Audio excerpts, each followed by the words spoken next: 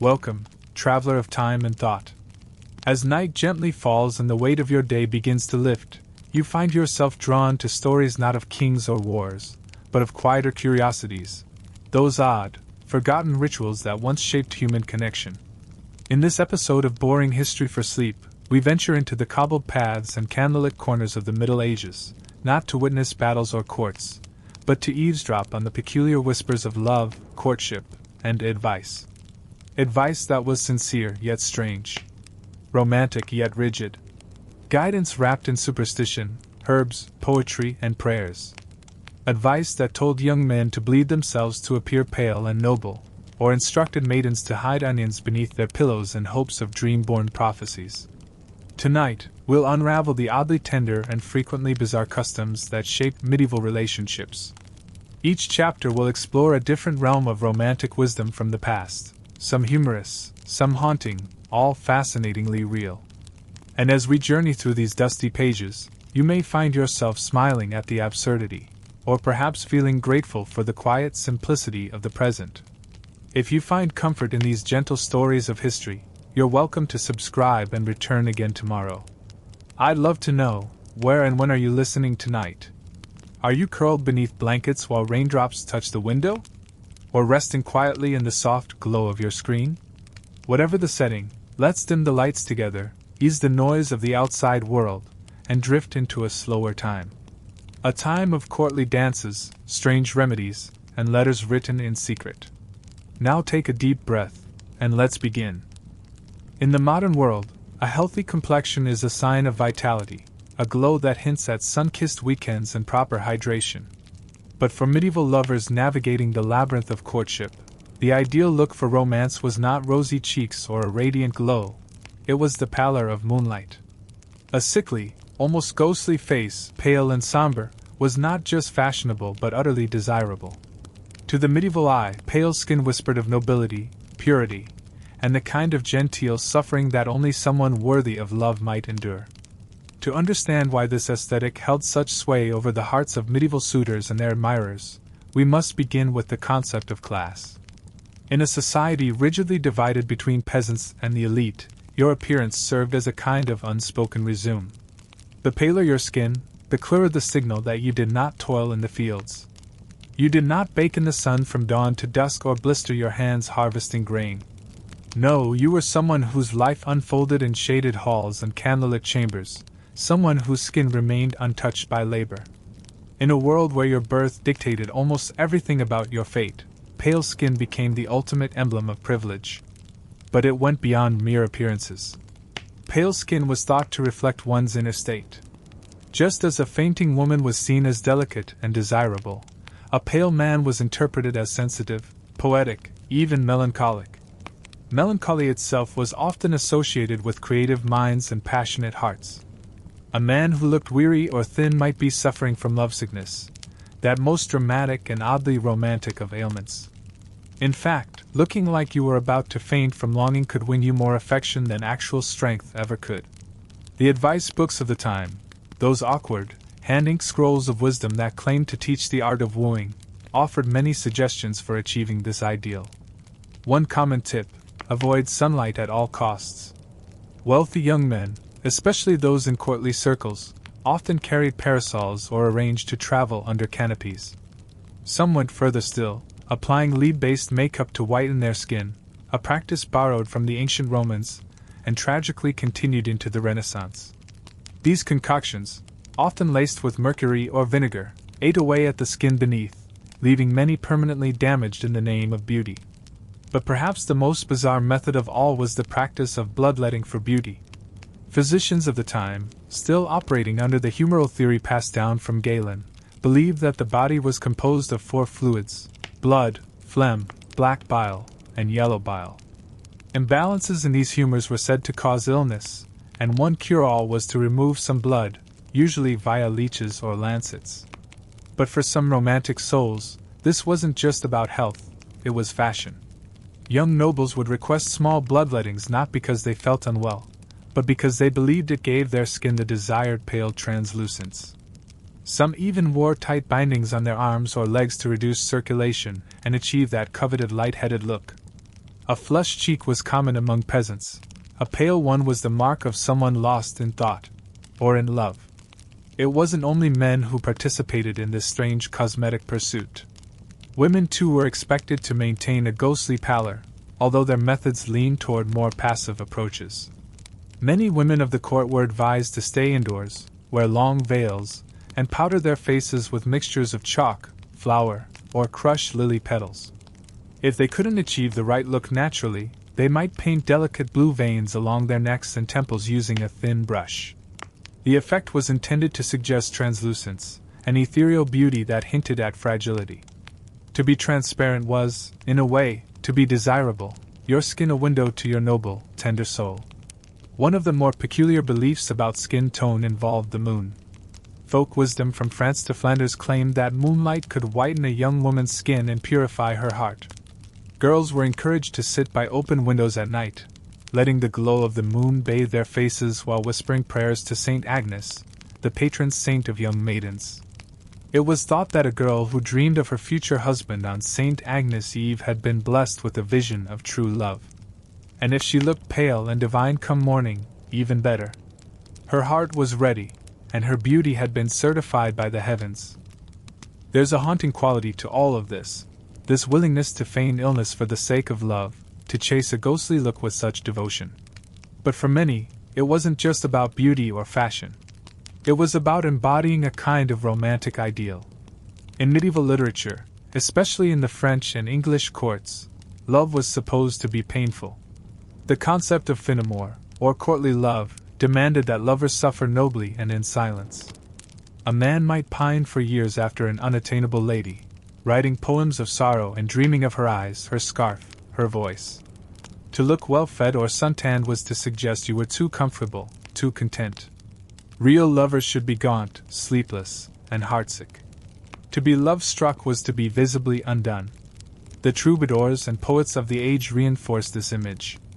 In their songs, the most noble of knights were those whose love had left them thin, pale, and full of sighs. Their verses praised lovers with hollow cheeks and sunken eyes. They described beauty not in terms of health but of suffering. One particularly popular poem described a maiden as white as early snow, and fragile as morning frost, as though her soul might vanish with the dawn. It wasn't about realism, it was about longing. But while some pursued this look willingly, others were coerced by the pressure of reputation. In noble courts, appearances were everything. A young man might be mocked for looking too robust, especially if he were known to be pursuing a lady of refinement. There are even records from the English court of young pages being scolded for appearing too cheerful or ruddy in the face. They were reminded that love was no laughing matter, it was sacred, solemn, and serious. This pressure trickled down even to the lower classes, where appearance still held meaning, though with less theatricality. Peasant girls might rub chalk or white clay on their cheeks before a village feast.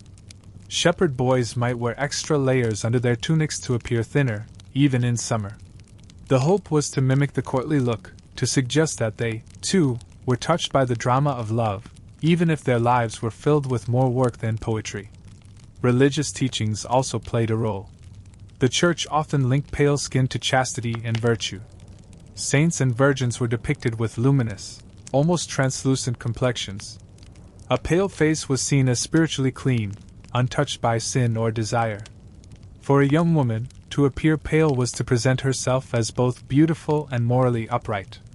Some nuns even reported visions of Christ appearing to them, and complimenting their pale faces as signs of divine favor. Whether these visions were metaphor or something else, they reinforced the idea that love, both earthly and heavenly, required one to look a certain way. Yet not everyone was enchanted by this trend. There were critics even then. Some physicians began warning of the dangers of cosmetic powders, pointing to cases of lead poisoning. A few writers mocked the courtly lovers, suggesting they were more obsessed with image than with actual affection. Satirical plays portrayed pale-faced suitors as weak, indecisive, and more in love with themselves than anyone else. One play from 13th century Italy features a young man who faints in front of his love interest, only to be scolded by her for lacking the warmth of a man and the strength of a boar. Still, the trend endured. Pale skin continued to dominate the aesthetics of romance well into the Renaissance, later revived during the Elizabethan era and beyond.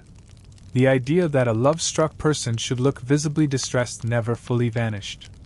Even today, some echoes remain, in the trope of the brooding romantic, the tearful poet, the wistful singer pining in the rain. What's most curious, perhaps, is how love became tied to illness, how a person's health could be altered to fit the role of the romantic sufferer. It's hard not to wonder how many young men drained their vitality chasing this ideal, or how many young women wore down their skin with powders and potions, all to appear as something they were not. Love, for all its beauty, demanded a cost. As we drift deeper into the strange world of medieval advice, this chapter reminds us that attraction was never just about hearts. It was about appearances, illusions, and the quiet sacrifices people made to be seen, desired, or understood. In those shadowy halls of castles and candlelit chapels, love wore a pale face, and it wasn't always a happy one. Now, rest your thoughts on this image. A young man seated beside a window, skin pale as moonlight, fingers ink-stained from a half-finished love letter. His eyes linger on the stars, not for their brilliance, but because he believes they reflect his sorrow. This was courtship once, a performance of pain, a pale mask worn in hopes of being loved. If you were a lonely heart in the Middle Ages, pining after someone who had not yet noticed you, you wouldn't scroll through dating apps or write a text filled with emojis and subtle hints. Instead, you might sneak into the woods by moonlight, collect herbs said to inflame desire, and brew them into a mysterious concoction. Or you might tuck an onion under your pillow in hopes of dreaming about your future spouse. For all their superstition and spectacle, the people of medieval Europe believed deeply in the magical powers of matchmaking, and their methods were nothing short of bizarre. Courtship was not merely a social or emotional endeavor. It was a spiritual, mystical, and often alchemical process. Love, to the medieval mind, was not something you stumbled into. It was something you summoned, or tried to, through rituals, prayers, charms, and potions. In a world where medicine and magic frequently overlapped, and where romantic knowledge came from a mix of religious teachings and folk traditions, dating advice often sounded more like spell work than wisdom.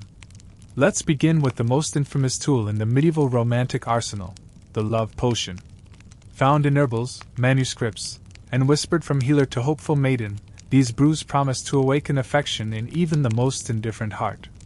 Some potions were relatively harmless, composed of sweet wine, rose petals, and honey, ingredients that might simply loosen the tongue or boost confidence.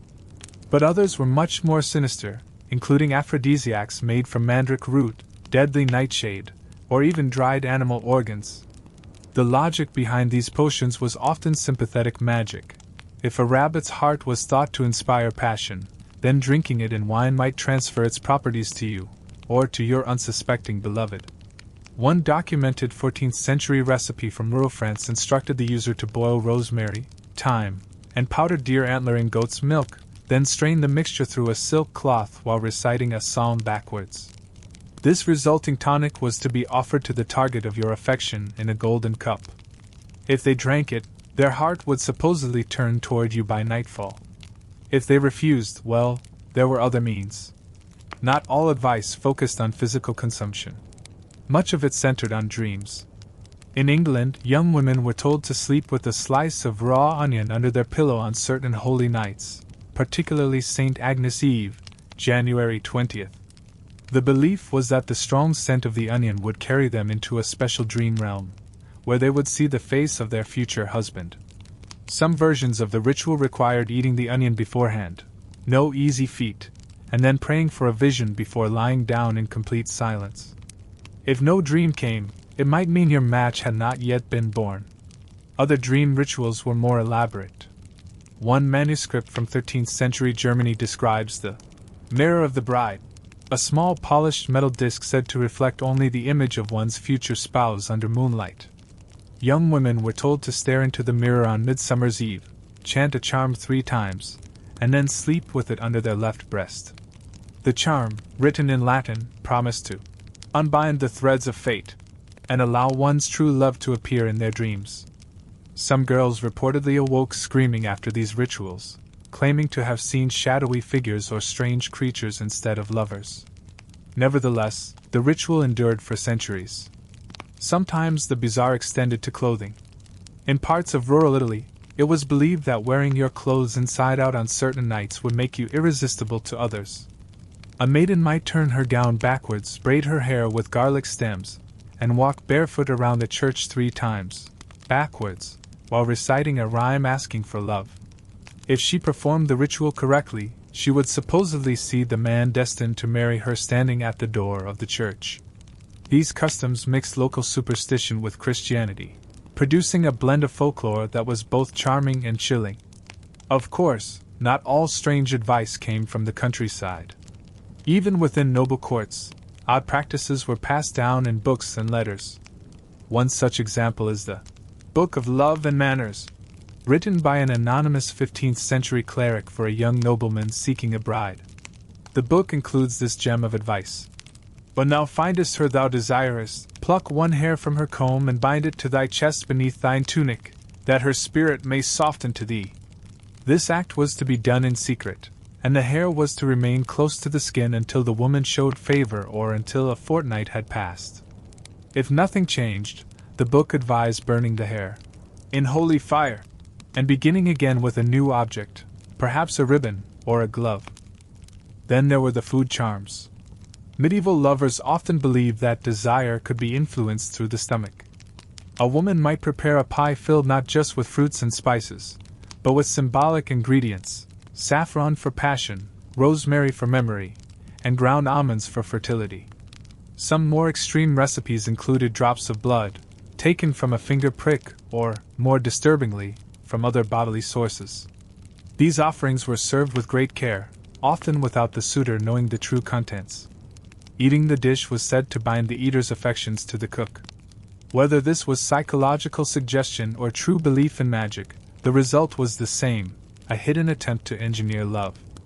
For those who had already fallen in love but feared rejection, advice turned toward concealment. Letters written with lemon juice would only appear when warmed by candlelight. Lovers carved initials into tree bark using coded symbols so that only the beloved could understand the message. In noble courts, secret messages were sewn into handkerchiefs with threads of hair, or woven into the hems of clothing. One surviving tunic from 14th century France has embroidered along its edge a tiny, nearly invisible phrase in Latin. "If I dare not speak it, may you read it still." The garment was likely worn by a young man hoping to convey his love without incurring gossip or scandal. The Church, of course, viewed all of this with suspicion. Love potions were condemned as a form of witchcraft. Dream rituals were called heretical or sinful. Priests warned young women that supernatural attempts at matchmaking could open the door to demonic influence. But these warnings did little to stop the practice. If anything, they added to the allure. What could be more romantic, more dangerous, than seeking love in the shadows?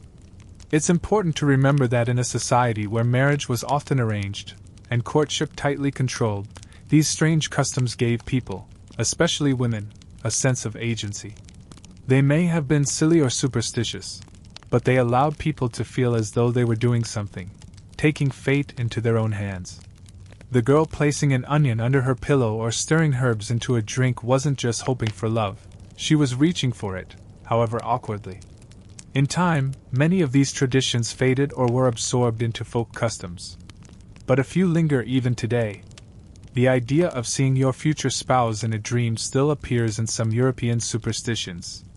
Love potions, though now symbolic, remain a staple of romantic storytelling. And while no one's likely to walk backward around a church barefoot to find a date, the desire to influence love through little rituals remains very much alive. Whether it's choosing the right profile picture, reading a horoscope, or sharing a playlist, we still engage in modern versions of medieval matchmaking.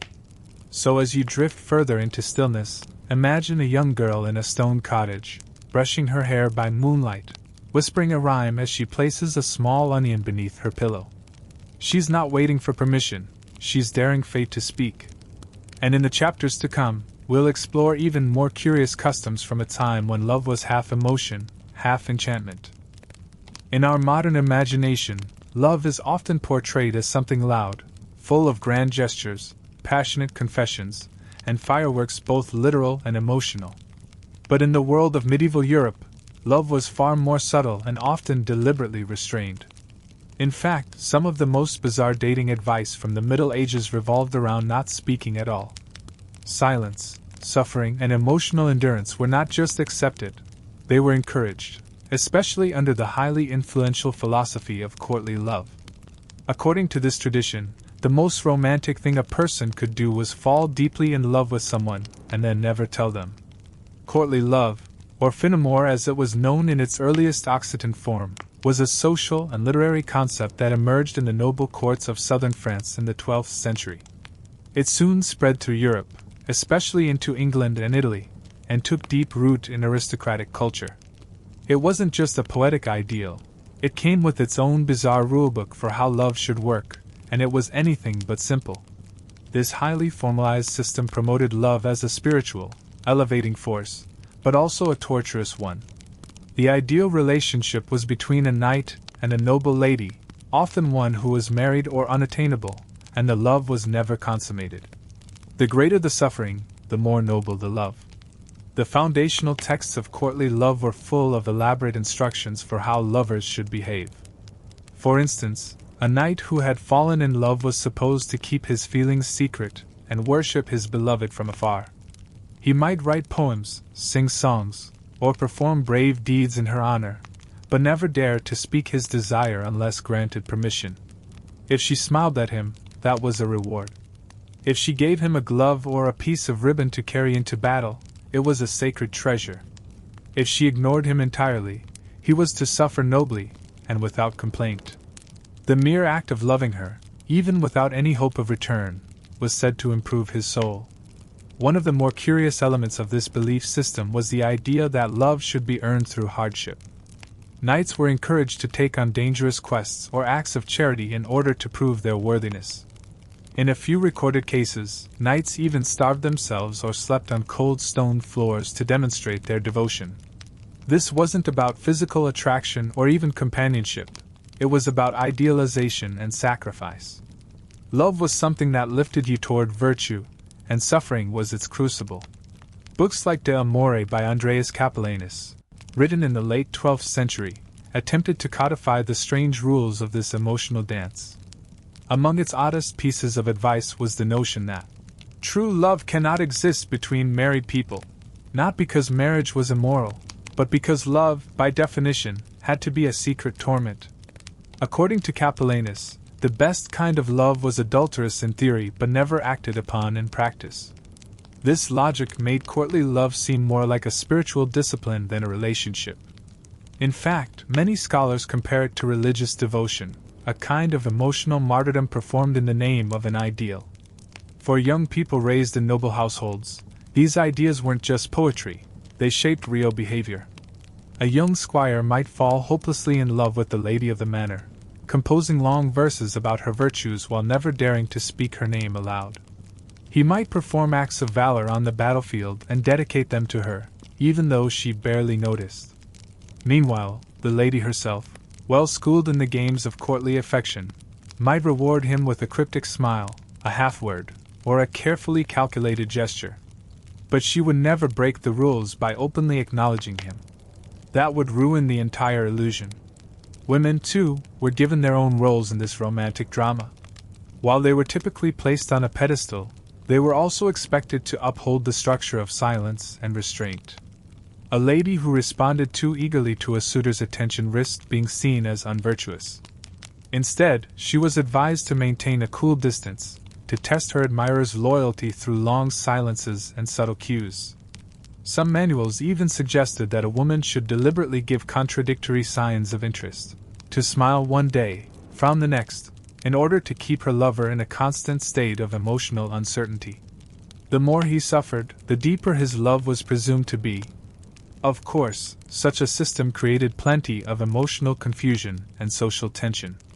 Many young nobles likely found themselves genuinely heartbroken after months or even years of unrequited affection. In some extreme cases, men were recorded to have fallen into depression or taken religious vows in response to their failed courtships.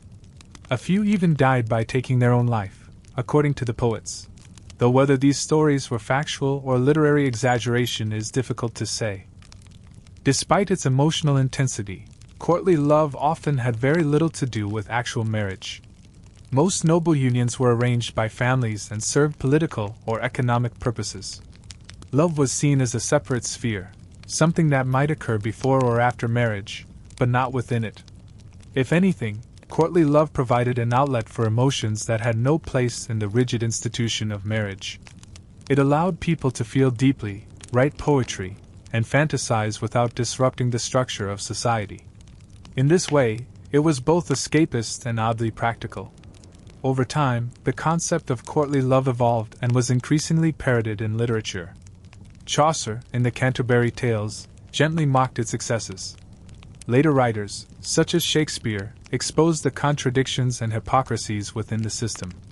But for centuries, the ideal of noble suffering in love remained powerful, especially among the elite. It influenced how people dressed, how they spoke, and even how they walked. A slow, thoughtful gait, combined with downcast eyes and sighs, became the mark of a true lover. To appear too happy was to suggest you were emotionally shallow. Even among commoners, echoes of this tradition persisted. Folk songs told of plowboys falling for maidens and waiting years to confess. Village dances had their own codes of glance and gesture, where speaking one's feelings was seen as too forward. In every social class, the idea that love required restraint and quiet agony found fertile ground. There were, of course, dissenters. Some medical treatises began to describe the dangers of lovesickness, a condition thought to cause physical wasting and mental instability. Physicians advised young people to distract themselves with work, prayer, or even leech treatments if their romantic suffering became too intense. And the Church, while often embracing the notion of pure, spiritual love, warned against obsession. Priests reminded their flocks that only divine love was truly redemptive, and that too much focus on earthly desire, especially unspoken, unacted upon desire, could lead the soul astray. Still, the cultural power of courtly love was enormous. Its strange advice, never confess, never touch, always suffer, helped shape not only medieval dating customs but the entire Western tradition of romantic expression. Even today, traces of it linger in the trope of the friend zone, the brooding lover, or the character who says nothing until it's too late. We inherit more from those silent nights and sighing ladies than we might realize. As you let your thoughts settle and your breath grow steady, picture a candlelit hall in a stone manor. A young man in a velvet tunic stands at the edge of the room, watching the lady he adores from across the crowd. He says nothing. She glances at him once, then turns away. He clutches a ribbon she dropped 2 months ago and presses it to his chest. To us, it may seem like misery. But to him, it is sacred. This is love, not loud, not easy, but quiet, distant, and eternal. In the next chapter, we will explore the peculiar idea that a person's physical features could determine their romantic fate, down to the length of their nose and the shape of their toenails. In today's world, attraction is often described as a mysterious combination of chemistry, compatibility, and the inexplicable magnetism of one person to another. But in the Middle Ages, attraction was not left to mystery. It was a matter of science, superstition, and surprisingly specific guidelines. If you were looking for love, you didn't rely on butterflies in the stomach or the advice of friends. You studied your face, your hands, your feet, and hoped they met the medieval standard for romantic success. Among the most peculiar, and oddly popular, types of dating advice was the idea that a person's physical features could determine not only their personality, but their ability to attract and hold love. Medieval people were intensely interested in the body as a map of the soul. Every nose, eyebrow, knuckle, or toenail was believed to say something about who you were, what kind of lover you'd be, and whether you were destined for heartbreak or happily ever after. This curious belief system had its roots in two ancient traditions: physiognomy and humoral theory. Physiognomy was the idea that a person's moral and emotional character could be read from their physical appearance. especially the face. Originally developed in ancient Greece, this practice survived and flourished in medieval Europe. Monks and scholars copied dusty scrolls with diagrams of noses, chins, and foreheads, each linked to a personality type or romantic outcome. If your forehead sloped a certain way, you were honest. If your chin was rounded, you were faithful. If your nose hooked to the left, you might be cruel, or worse, bad in bed. Alongside this was the humoral theory inherited from the teachings of Hippocrates and Galen. This system suggested that the human body was governed by four humors: blood, phlegm, black bile, and yellow bile, and that your physical features reflected which humor dominated your body. For example, someone with a reddish complexion and warm skin was thought to have a sanguine temperament, passionate, optimistic, and desirable. A person with dark eyes and cold hands might be melancholic, deep-feeling, artistic, and likely to fall into unrequited love. Courtship advice often urged people to study their own humoral traits to determine how they should pursue love, or even who they should marry. Let's start with the nose, that most prominent and controversial of features. According to popular medieval handbooks, the ideal romantic partner had a long, straight nose. A nose too small or upturned was seen as frivolous. A hooked or bent nose was said to suggest treachery or excessive ambition. "Beware the man whose nose curves like a sickle," warns one 14th century French manuscript. "For he is a lover of none but his own image." A woman's nose, meanwhile, was to be narrow and smooth, with delicate nostrils. If a man admired her from afar, her nose was one of the first things he studied, along with her hands and hairline. Then there were the eyes, called the lanterns of love in many romantic poems. Eye color was believed to reveal passion and depth. Blue eyes were the most praised in early medieval Europe, especially in northern regions. They were thought to represent innocence, purity, and devotion. Green eyes were seen as exotic and mystical, sometimes associated with magic or untrustworthiness. Dark brown or black eyes were seen as intense, bold, and often sensual. Some texts even warned that people with very dark eyes might be too prone to lust or jealousy. Young men and women would often glance quickly at a prospective partner's eyes, hoping to detect not only attraction, but personality, reading them like weather signs. Eyebrows had their own language. According to a 13th century guide titled The Mirror of Love and Fortune, gently arched eyebrows suggested kindness and patience. Thick, unkempt brows hinted at anger or greed. One particularly cruel piece of advice suggested that women with bushy eyebrows were unfit for romance unless they trimmed them with fire, a method that was exactly as unpleasant as it sounds. Tweezers were rare, and most eyebrow grooming was done with heated needles, sharp blades, or singed cloths.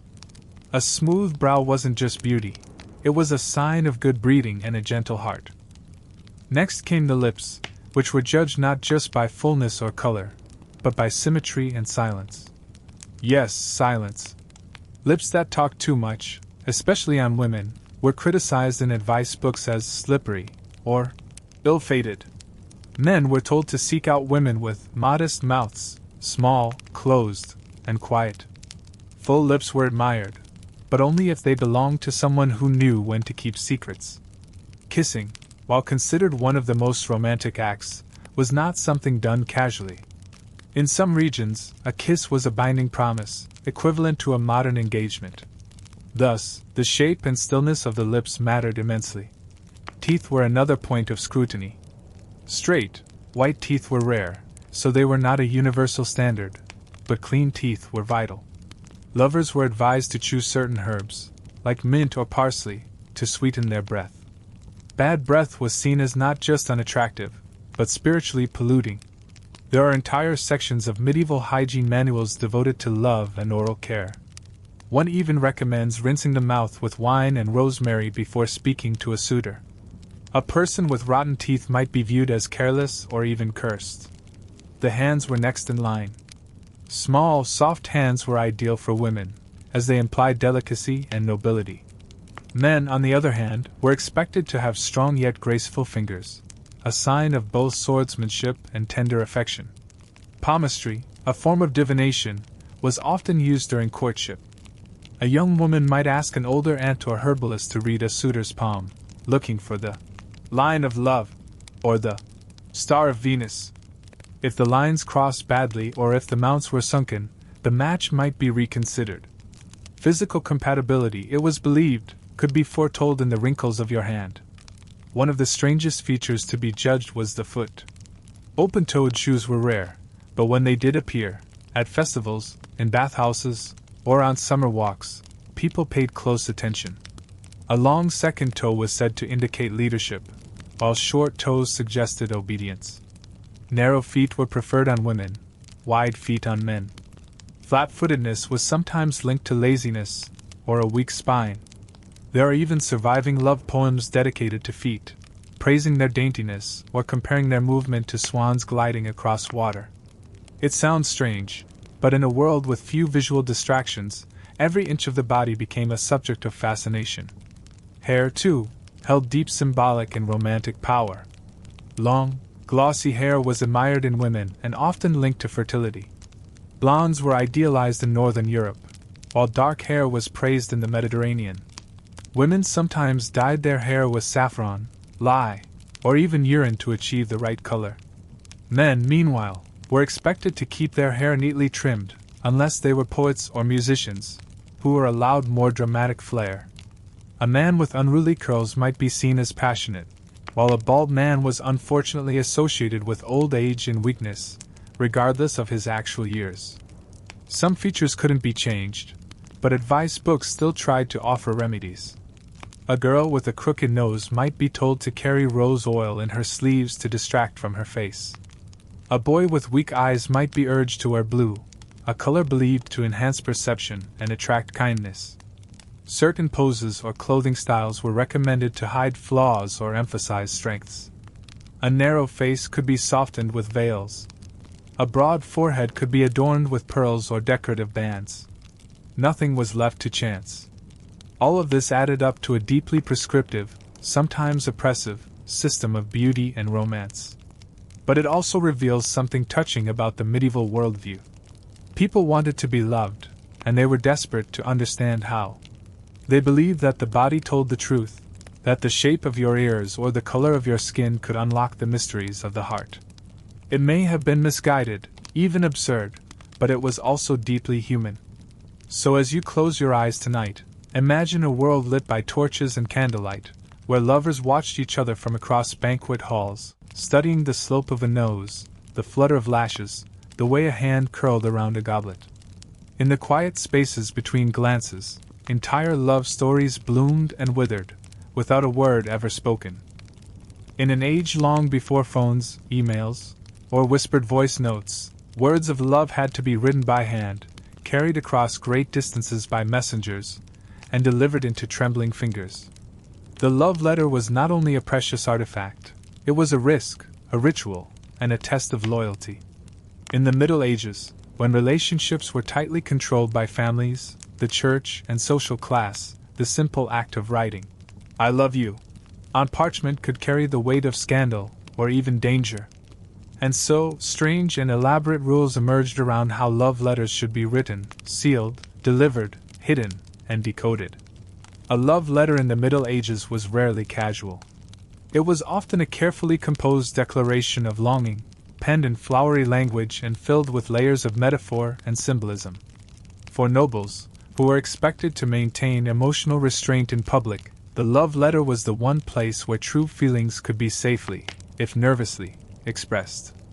These letters were written not just to communicate affection but to test the moral fiber, cleverness, and discretion of the person receiving them. To love was to risk, and to write was to leap without knowing if a reply would come.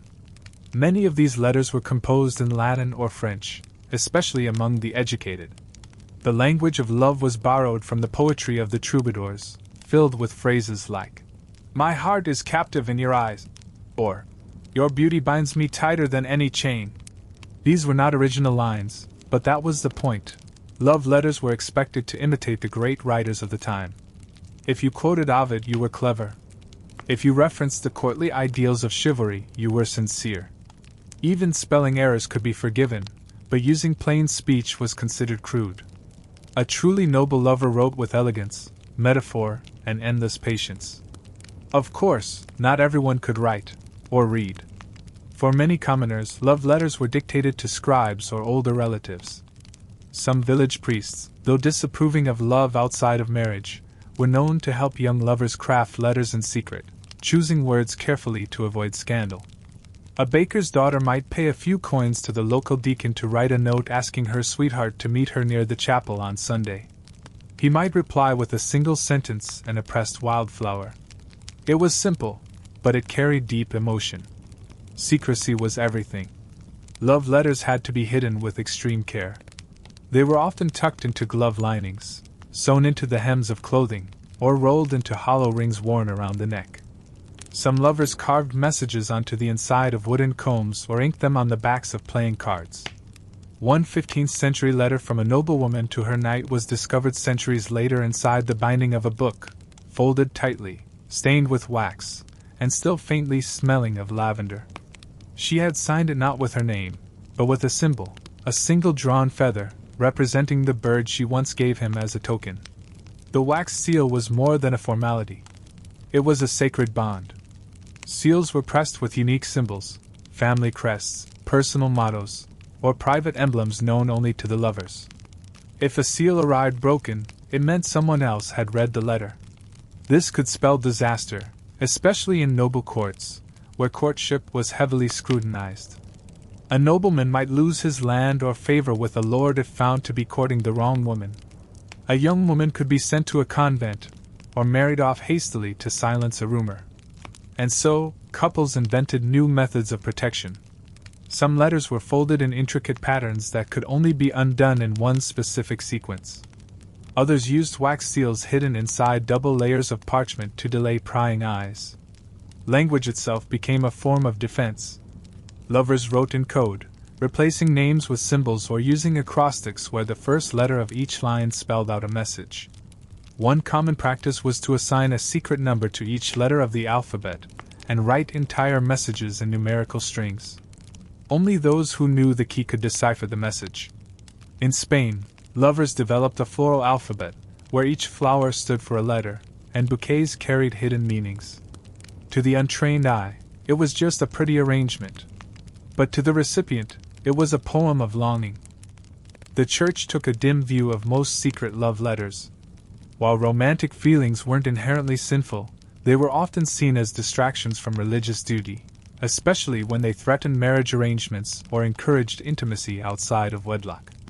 Sermons warned young people about the pen of the devil, and priests occasionally held public burnings of indecent letters, especially during Lent. But even that couldn't stop the flood of parchment. The desire to express love in writing proved stronger than fear, and scribes across Europe quietly continued to sell ink, wax, and paper to nervous lovers. What's particularly striking about medieval love letters is their overwhelming sincerity. Even the most exaggerated metaphors seem to reflect genuine feeling.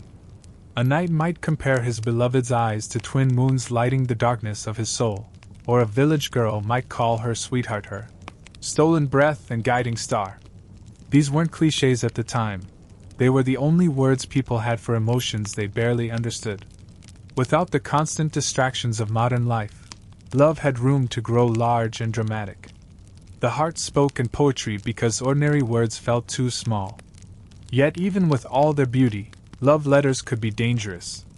There are stories of letters intercepted by jealous rivals, leading to duels or family feuds. In one French tale, a letter dropped by a careless page boy led to a scandal that lasted years. In England, the War of the Roses was reportedly fueled in part by secret love affairs and the political fallout from their discovery.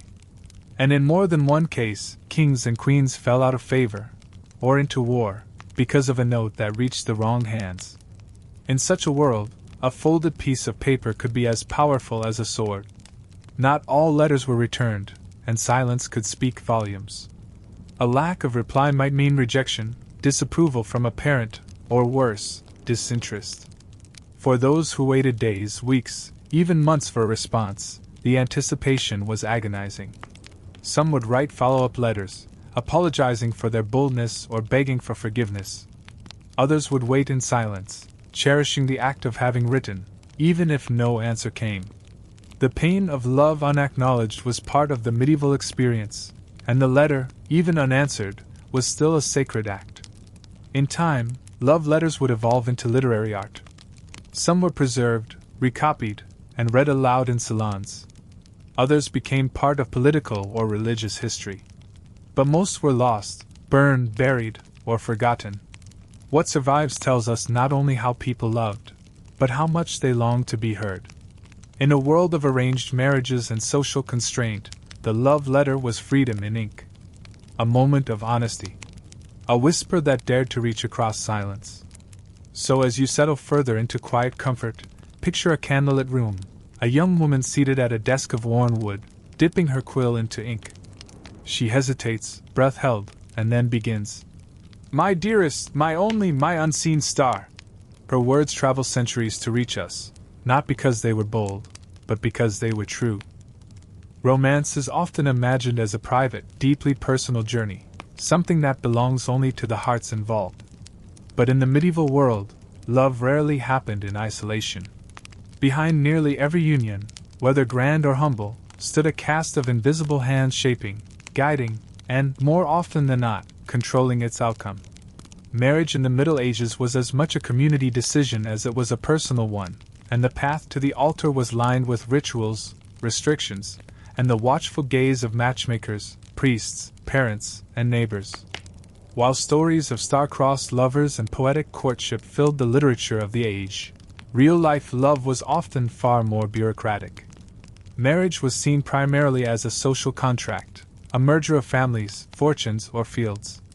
Personal attraction or romantic attachment was considered a pleasant bonus, but it was by no means necessary. In fact, to insist on marrying for love alone was, in many places, considered foolish, or even rebellious. This led to an elaborate system of matchmaking that would feel intrusive by modern standards, but was completely normal for the time. The matchmaking process began early. In noble families, especially among royalty and the landed gentry, discussions about a child's future marriage could begin shortly after birth. Contracts were drawn up while the children were still in cradles, setting terms of dowries, land inheritance, and alliances. These marriages were strategic, designed to preserve power, forge peace, or strengthen claims. Love had little to do with it. By the time a noble child reached the age of 7, they might already be promised to someone they had never met. These agreements were often as binding as marriage itself, and breaking them could cause feuds between families or even trigger small wars. But matchmaking wasn't just for the elite. Among peasants and townsfolk, love was still subject to the approval, and sometimes intervention, of others. In small villages, matchmakers were well-known figures, older women or clergy members who took it upon themselves to arrange unions. These individuals wielded enormous influence, often knowing the financial and moral reputations of every family for miles. They would suggest matches, negotiate terms, and serve as go-betweens. If a farmer's son showed interest in a weaver's daughter, it was the matchmaker who would quietly visit both households to assess compatibility. Was the girl strong enough for farm life? Did the boy have enough land to support a wife? Did the families share any grudges? The matchmaker would weigh it all before giving a cautious blessing, or a firm no. The church also played a central role in medieval matchmaking. Priests were expected to monitor romantic interactions, especially in rural areas. They read the marriage bans aloud during services, public announcements of a couple's intent to marry, 3 times before the ceremony. This gave the community a chance to object if they believed the union was unsuitable or unlawful. Objections might come from a former suitor, a hidden relative, or someone who claimed one of the parties was already married. The bans acted as both a legal safeguard and a public test of the couple's right to wed. For those determined to marry for love, the church could be either an ally or a barrier. While it upheld the sanctity of marriage as a holy sacrament, it also enforced strict rules about who could marry whom. Marrying without parental consent was frowned upon, and in some regions forbidden. Close kinship, such as marrying a cousin, required special dispensation. And interclass marriages, especially between nobles and commoners, were often blocked entirely unless one party had been disgraced or disinherited. Some couples resorted to secret marriages, sometimes performed in haste by sympathetic clergy. These clandestine unions often lacked the proper paperwork or witnesses, but they were sometimes upheld if consummated and later discovered. One famous case from 14th century England involved a merchant's daughter who eloped with a traveling knight. Her father accused the knight of theft, of stealing his daughter and dowry. The knight defended himself by producing a ring and a signed letter declaring their vows. After weeks of deliberation, the local bishop ruled that the marriage stood, but the couple had to perform public penance for bypassing the bans. Even when love was allowed to blossom freely, the community rarely stepped aside. In many villages, courting was a public act. Young men visited the homes of eligible women under the watchful eyes of parents and neighbors. In some regions, it was customary for a suitor to sit at the hearth with the girl's father while her mother observed from a corner. They would talk about harvests, livestock, or church matters, and if the conversation flowed easily, it was seen as a sign that the match might work. Courting was not a time for whispers or secrecy. It was a performance, an audition for marriage in full view of the world. There were rituals, too. In certain parts of Germany and France, a man would carve a piece of wood into a symbolic object, a spoon, a box, or a small spindle, and offer it to the girl he fancied. If she accepted, it meant she was open to further talks. If she returned it within a day, no words were needed. In the Welsh tradition of love spoons, young men spent hours decorating wooden spoons with intricate symbols of love, prosperity, and fertility. The better the craftsmanship, the more serious the proposal. Once families approved of a union, the next phase was negotiation. This could be a delicate process. Dowries and bride prices had to be agreed upon. Land might be exchanged, debts settled, or livestock promised. Some contracts included unusual clauses, such as a promise to house a bride's aging uncle or a guarantee that the groom would not join a monastery. These were not just romantic agreements, they were economic pacts. With arrangements complete, the engagement began, though it was rarely the joyful pre-wedding season we imagine today. For many couples, especially among the lower classes, engagements were short, sometimes just a few weeks. Church officials preferred to marry couples quickly once the bans had been read, to avoid temptation or scandal. Chaperones were assigned, curfews were enforced, and all correspondence was monitored. In towns, guild leaders or mayors might even offer marriage licenses with expiration dates, putting pressure on couples to marry within a set window. Despite all these layers of supervision, love still found ways to flourish. Couples developed subtle ways to express affection in public, passing tokens, composing songs, or using shared symbols. One popular code involved ribbons. Different colors tied around a wrist or pinned to a tunic could indicate feelings ranging from admiration to jealousy. In some towns, lovers stood at either end of a wishing well and dropped messages wrapped in waxed linen, which floated toward one another in silence. These gentle rebellions allowed romance to breathe, even under heavy surveillance. When the day of marriage finally arrived, it was both a personal milestone and a community event. Neighbors gathered, food was shared, and musicians played. But even here, others still held sway. The priest blessed the union, the families exchanged goods, and witnesses signed the church ledger. The couple's private affection became a public institution, blessed, recorded, and woven into the social fabric. In a time when few people had the freedom to choose their own path, the orchestration of love by others was both constraint and comfort. It was strange, certainly, often meddling, sometimes cruel, but it was also the system by which love survived. Within its rules and rituals, people found moments of sweetness, small rebellions, tender glances, and quiet hope. Now, as your eyes begin to grow heavier and the silence of the night wraps gently around your thoughts, imagine two lovers sitting beside a hearth, speaking little, yet saying everything. Around them, the village watches, whispers, waits. But between them, a shared understanding blooms, fragile, brave, and just strong enough to grow.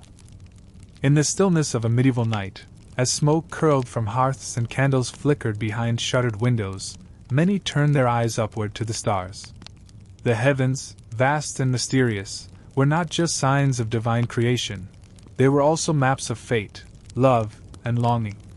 In a world where uncertainty was everywhere, harvests could fail, war could come without warning, and illness had no name, many found comfort in the idea that the stars knew something they didn't.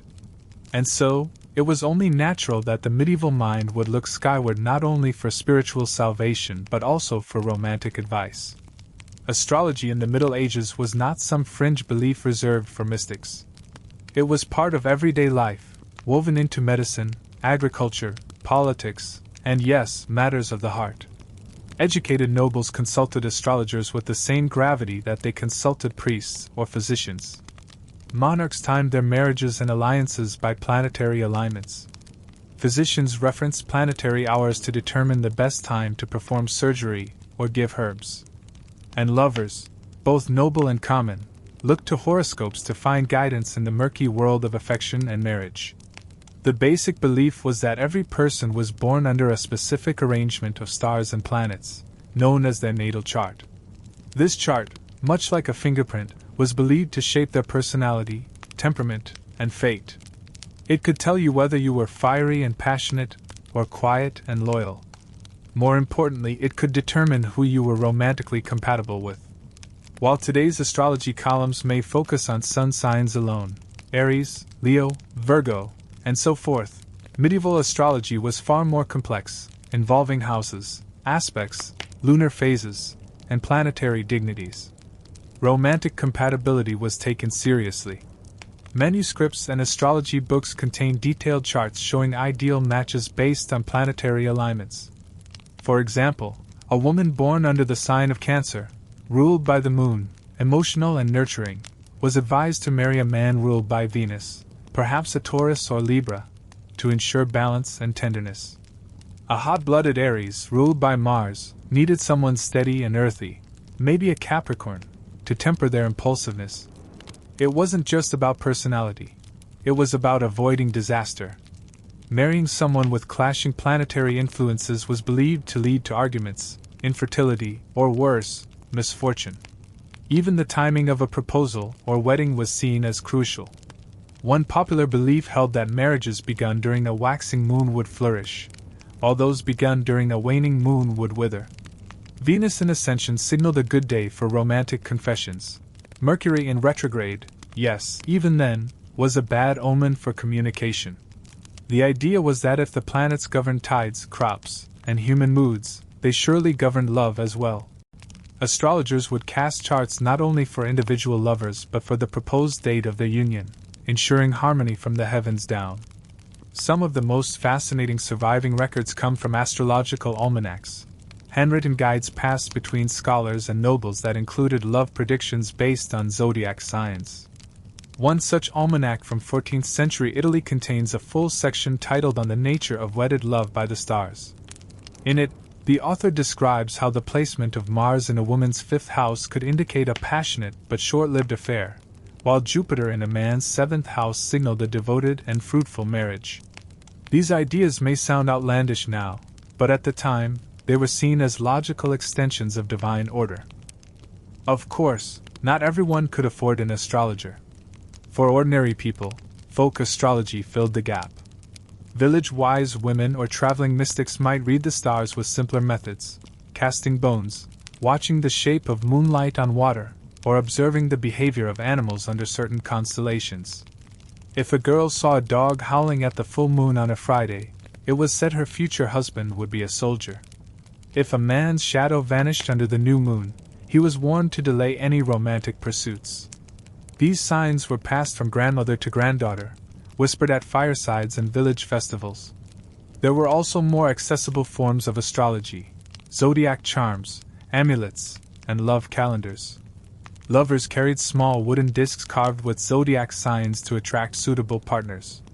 Some women wore brooches shaped like the moon, infused with herbs picked under specific planetary hours. Love calendars, simple tables showing the best days to flirt, confess, or wed, circulated among the literate and illiterate alike. Even traveling performers sold zodiac love guides along with fortunes, often embroidered with strange symbols and hand-drawn hearts. Dream interpretation, too, was guided by astrological belief. If a person dreamed of water while the moon was in Pisces, it was a sign they would soon fall in love.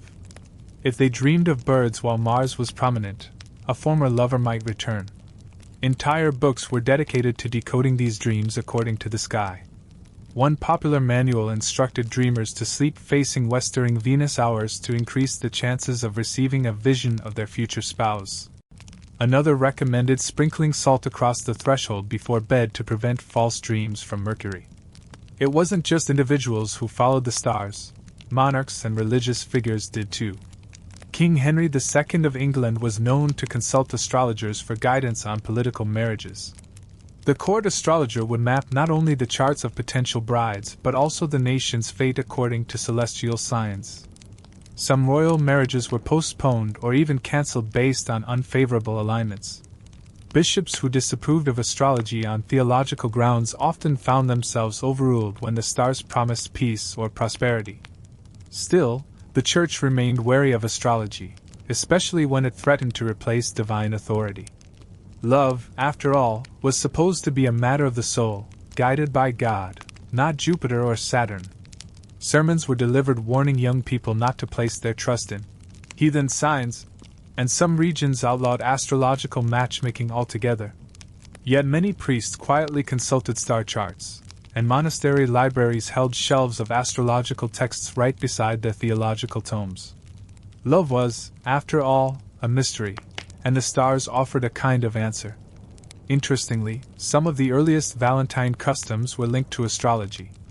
February 14th, the feast of Saint Valentine, fell close to the rise of birds' mating season in Europe, a detail noticed by medieval astrologers who also observed certain spring constellations rising at this time. Lovers believed that the energy of the heavens was particularly favorable then, making it an ideal time to begin courtship. Letters exchanged on this day were often sprinkled with astrological phrases. "Our stars are aligned, your moon pulls at my tides," and "Venus favors us still." Even professions were affected by astrological romance theory. Some believed that blacksmiths, ruled by Mars, were too fiery to make good husbands. Bakers, under the influence of Mercury and the warmth of the hearth, were considered sweet-natured and faithful. Farmers, aligned with Saturn, were slow to fall in love but loyal once they did. One Italian love guide warned women never to marry a fisherman under a Scorpio moon, claiming his heart would wander like the sea. Another urged men to seek wives born under Libra for fairness in both face and soul. Of course, love, as always, resisted tidy categorization. Many couples with poor astrological matches went on to live full, happy lives. Others with perfect zodiac alignments fell into jealousy or separation. But belief in the stars was less about predicting certainty and more about making sense of the inexplicable. In a world without modern psychology or science-based compatibility, the stars offered comfort, guidance, and a reason to hope, or to wait a little longer. So tonight, as the stars rise slowly above the still earth, imagine a young woman leaning on her windowsill, her hands folded over a parchment marked with planets and signs. She wonders if the boy she loves, born in April under Taurus, is truly meant for her, a Cancer with moonlight in her soul. Her candle flickers. She closes her eyes. And somewhere, far off, another candle flickers too. To love in the Middle Ages was to live with restraint. It was to want and to wait. It was to express your feelings not in words or open embrace, but in subtle gestures, symbols, and moments so fleeting they could disappear with the turn of a head. Public affection, as we know it today, hand-holding, kisses on the cheek, casual touches, was not just frowned upon in most of medieval society. It was sometimes illegal, often scandalous, and almost always the subject of strict social codes that govern everything from posture to clothing to eye contact. In a time when reputation was fragile and honor was everything, how one behaved in public mattered just as much as, if not more than, what one felt in private. The expectation, especially among the upper classes, was clear: emotions should be hidden beneath the surface. To express romantic affection too openly was to risk being seen as vulgar, unvirtuous, or even morally suspect. This was particularly true for women, whose movements and mannerisms were constantly watched. A glance held too long or a smile given too freely could set tongues wagging and ruin prospects. And so, society devised an elaborate language of affection. A secret code whispered not through speech but through gesture, fabric, accessories, and timing. This silent language allowed lovers to communicate across crowded halls and open markets without saying a word. Let's begin with one of the most misunderstood symbols of medieval affection, the veil. While often thought of simply as a sign of modesty or religious devotion, veils played a deeper role in the world of romance. In many parts of Europe, the way a woman wore her veil could send a message. A veil pulled low over the eyes might signal disinterest or chastity. A veil slightly drawn back to expose part of the forehead or cheek was a subtle invitation for conversation. To remove the veil entirely in front of a man who was not family or clergy? That was scandalous, unless done deliberately as an act of trust or seduction. Some women embroidered the edges of their veils with small symbols, birds, knots, or stars, that held private meaning known only to their lover. If a young man saw his beloved wearing a veil with a particular flower stitched near the hem, it might mean, "I'm thinking of you." A corner folded twice could mean, "Meet me at the chapel garden." In castles and courts, where interactions were often watched by dozens of eyes, these silent messages were the only safe way to flirt. Gloves, too, were part of the romantic code. A gift of gloves from a man to a woman was more than just a thoughtful token. It was a serious declaration of interest. To accept the gloves meant she was open to courtship. To wear them in public was a bold signal of preference. If she returned them, the message was clear: your affection is not returned. Among nobles, gloves were exchanged during dances and feasts, often under the table or behind a fan. Some women would leave a single glove on a windowsill or garden bench, knowing their admirer would find it. In tournaments, knights often carried a lady's glove tied to their armor as a token of honor. The glove was a symbol of her favor, her encouragement, and, by extension, her heart. But there were rules. The glove had to be worn on the left side, above the heart, and could not be stained or torn. A damaged glove might be seen as an omen of future betrayal or misfortune. Then there was the delicate and dangerous art of the stolen glance. Eye contact, in most settings, was kept brief and purposeful. To hold someone's gaze for more than a few seconds was to risk an accusation of impropriety, unless, of course, it was mutual. A quick look, followed by a deliberate turning away, was the beginning of many medieval courtships. If the second glance came within the same hour, it might be seen as a sign of approval. A third glance, especially across a dance floor or chapel pew, could be interpreted as a romantic declaration. Medieval literature is filled with references to this. Gaze courtship, where entire relationships unfold through nothing more than a series of exchanged looks. In many cases, lovers never touched or spoke until months into their acquaintance, relying entirely on the subtle interplay of the eyes. This visual language was so powerful that one 13th-century love manual warned young women to wear hoods during festivals to guard the soul from being seen. Of course, for those bold enough to risk more than a glance, there were other options. The handkerchief became a favorite item for flirtation. A woman might, accidentally, drop her handkerchief in the presence of a man she fancied. If he picked it up and returned it with a bow, she knew he was interested.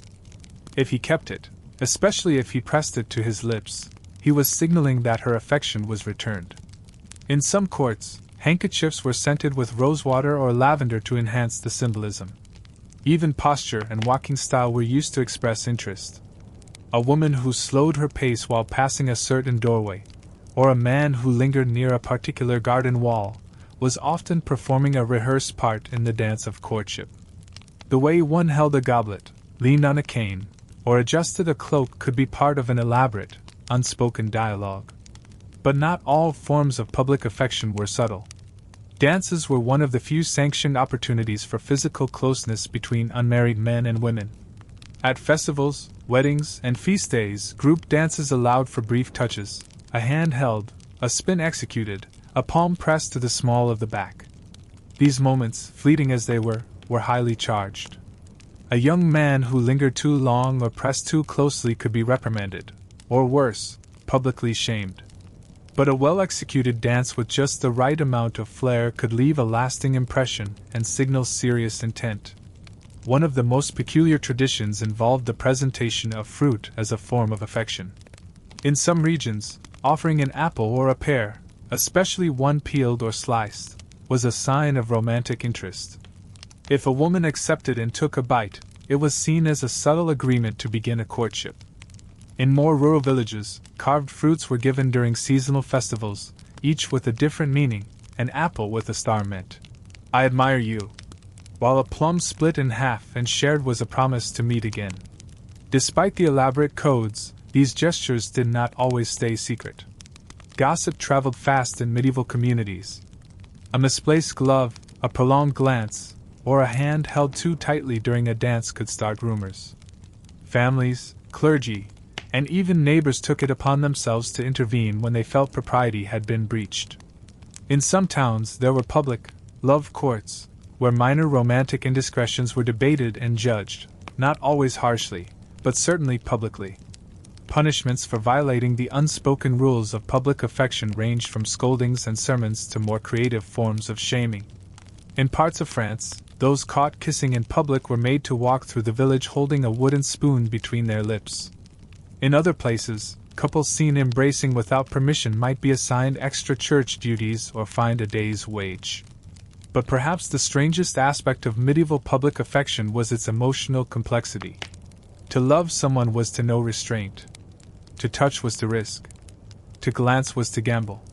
And yet, within these constraints, real affection bloomed. Lovers memorized each other's footsteps. They found poetry in silence, warmth in fabric, meaning in the smallest of movements. There was power in a hidden smile, courage in the return of a glove, magic in a shadow cast at dusk by someone lingering just a moment longer than necessary. As you drift deeper into stillness tonight, imagine a castle courtyard at twilight. A young woman walks slowly past the fountain, her veil catching the breeze. She does not look directly at the man standing beneath the archway. But she adjusts her glove, just so. He notices. He bows slightly, then looks away. It is enough. In this world of glances and gestures, entire novels of emotion unfold in silence. In the flickering candlelight of medieval life, love was not simply a matter of whispered affections and longing glances. It was often something to be proven. To declare devotion was not enough, you had to show it, demonstrate it, sometimes suffer for it. And so emerged one of the strangest corners of medieval romance, the love test. These were not playful games or symbolic rituals. They were serious, often uncomfortable, sometimes dangerous tasks lovers were expected to complete to validate the purity or intensity of their feelings. The more extreme the gesture, the more powerful the love was thought to be. These tests could be formal or informal, personal or public. Sometimes they were imposed by tradition or cultural expectation. Other times they were demanded by the beloved themselves, proof that a suitor's affection was not shallow or fleeting. Love, in this worldview, was noble suffering. And if one could not endure a little hardship to win a hand or a heart, then perhaps one was not worthy of it in the first place. Let us begin with one of the more peculiar customs recorded in medieval French romances: walking across fire. In certain stories and, reportedly, in rare real-life cases among noble households, a man would be asked to walk barefoot across hot stones or glowing embers to prove his devotion. The woman would watch from a distance, often with a token of affection, perhaps a kerchief or necklace, in her hand. If the man reached her without faltering, it was seen as a sign that his love was pure and unwavering. If he cried out or recoiled, some believed it meant his heart wavered too. Of course, many of these rituals were symbolic or carefully controlled, but the underlying message was clear: love required pain. Not all trials were physical. Some were rooted in the idea of emotional endurance. One strange tradition involved the vigil of silence, in which a suitor was asked to spend an entire day and night in the presence of his beloved's household without speaking a word, not to the lady, not to her servants, not even to himself. He was often given a chair near the hearth or at the edge of the garden and expected to sit with perfect composure. If he fidgeted, sighed, or looked visibly bored, the family might interpret this as a lack of discipline. But if he sat quietly, gazed steady and posture upright, he passed the test. It was said that true lovers could find poetry in silence, and that the heart, when sincere, spoke without voice. Another popular test involved fasting, not for religious reasons, but as a display of lovesick restraint. A man might vow not to eat or drink for a full day, or longer, after receiving a token from his lady. This token might be a lock of hair, a written note, or a small charm. The idea was that the gift alone would sustain him, and that hunger would deepen his focus and purify his longing. In some stories, knights fasted for 7 days before battle, surviving only on the memory of their beloved's last smile. While such feats were likely exaggerated, they captured the medieval belief that real love elevated the spirit even as it weakened the body. Among the most dramatic customs were those that involved blood. Yes, blood. In certain regions, especially among the more superstitious corners of Eastern Europe and parts of France, young lovers exchanged small drops of blood as tokens of eternal commitment. They would prick their fingers, mix the blood in wine or water, and drink from the same cup. This ritual, while not sanctioned by the Church, was seen by some as a binding act, stronger even than a spoken promise. It was whispered that once such a ritual was performed, the souls of the two were tethered. If either broke the bond, they would suffer sleepless nights, unexplainable sorrow, or even illness. Though rare and surrounded by fear, the blood oath persisted in folktales and secret traditions. Less grim but no less strange were the riddles and intellectual challenges lovers imposed on one another. In the noble courts of Provence and Aquitaine, it became fashionable to test one's suitor not with hardship, but with cleverness. A lady might pose a philosophical question or moral dilemma and wait weeks for a written reply. These challenges were drawn from Romance literature, theology, and even law. Would you rather betray your lord to save your beloved, or betray your beloved to serve your king? A woman might ask. The suitor's answer was expected to reveal the depth and integrity of his character. These exchanges were sometimes overseen by groups of courtiers or even clerics, and debates were held to determine whose answers best embodied the ideals of Fenimore. One of the most amusing love tests involved animal symbolism. In parts of Germany and Bohemia, a woman might give her suitor a small creature, typically a bird, such as a sparrow or dove, and ask him to care for it. If the bird thrived, it was a sign he would be a faithful and attentive husband. If the bird perished, well, better to know now. Some versions of this test involved rabbits, hedgehogs, or even frogs. As strange as it sounds, the ritual was a way to gauge patience, gentleness, and emotional responsibility, traits not always apparent in a man's public behavior. For women, too, there were tests, though often more passive or symbolic. A woman might be asked to weave a scarf or embroider a handkerchief bearing her suitor's family crest, to demonstrate both skill and devotion. In certain stories, she would be given a riddle to solve or a virtue to uphold, such as kindness to a rude servant or generosity to a beggar. These tasks, though not physically demanding, were seen as trials of character. A woman who performed them with grace was considered worthy of noble love. One of the most curious love trials appears in a 15th century Welsh manuscript, in which a man and woman are instructed to sleep in the same bed for 3 nights, fully clothed, separated by a drawn line or a sword between them, to test their chastity and self-control. This test was sometimes imposed by skeptical parents or guardians. If both parties emerged after 3 nights with their virtue intact, they were seen as spiritually bonded and worthy of marriage. Though its historical accuracy is debated, the tale reflects the medieval obsession with purity as a cornerstone of love. Not all love trials were so serious. Some were playful, games of gesture and chants performed at village festivals. In one such tradition, young women would hide tokens in barrels of grain, and young men would blindly reach in to retrieve one. If a man found the token belonging to the woman he secretly admired, it was considered a sign of fate. In another game, couples would be tied together by their wrists and asked to perform household chores, cooking, carrying wood, weaving baskets, to test their cooperation. While lighthearted, these games served a deeper purpose.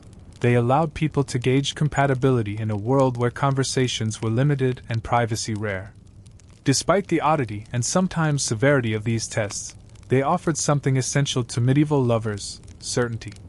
In a time when emotions were not always trusted, and marriages were bound by duty or survival, love tests gave couples a chance to prove, to themselves, to their communities, and to each other, that their feelings were real. The tests added weight to words, meaning to gestures, and structure to the fragile chaos of affection. As you breathe gently now, eyes heavy and thoughts quieting, imagine a young man standing in the shadow of a chapel wall, a small bird in his hands, its wings fluttering against his palms. He watches the window above where a candle flickers. He does not know if she waits for him, if she believes in his love. But he will care for this bird. He will answer her riddle. He will write, and wait, and walk barefoot if he must. Because to love in the Middle Ages was to be tested, and to endure. In the delicate, secretive world of medieval romance, there were those who believed that love could not only be courted, but conjured. When glances failed and letters went unanswered, when dances were declined and blessings denied, some turned not to patience or prayer, but to magic. Across Europe, beneath the surface of Christian devotion and social restraint, a rich undercurrent of folk beliefs flourished: whispers of love potions, enchanted herbs, cursed charms, and ancient rites designed to bend another's will. It was love, or something that looked like it, summoned by force. Though condemned by both church and law, the practice of magical romance manipulation was far more widespread than many history books care to admit. From royal courts to country villages, people sought out herbalists, wise women, cunning men, and traveling mystics, not just for healing, but for help in affairs of the heart. And what they received was often a strange mix of botany, superstition, astrology, and desire. The most famous and feared of these magical methods was the love potion.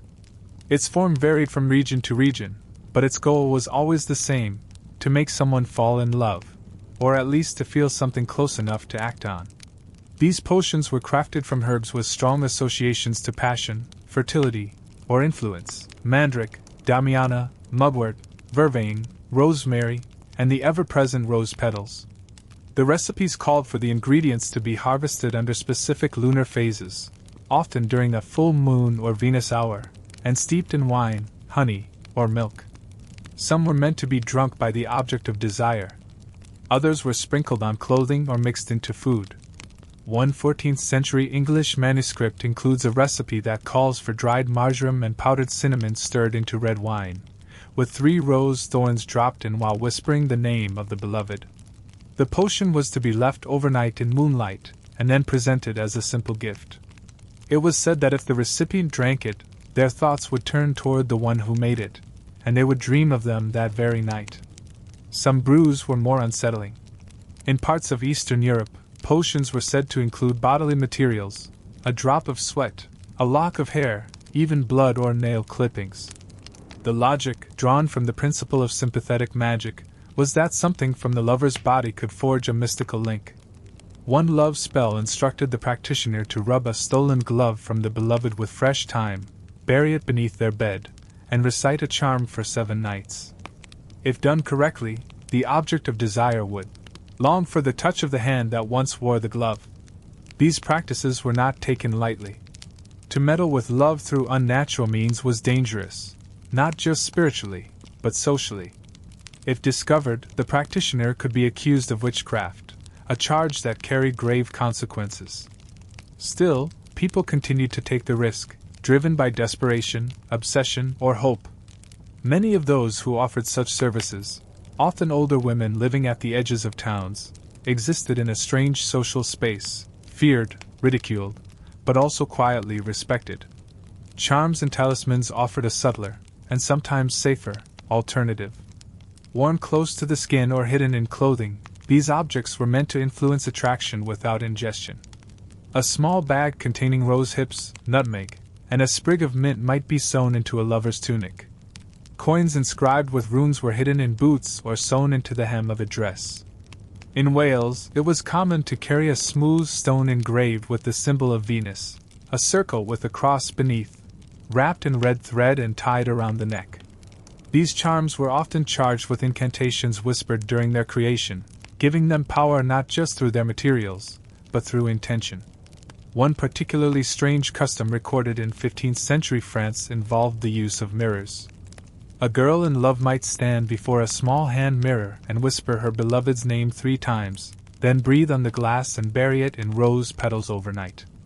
In the morning, she would polish it with her sleeve and keep it hidden. Each time she looked into it afterward, it was believed the beloved would think of her, even if they had never met.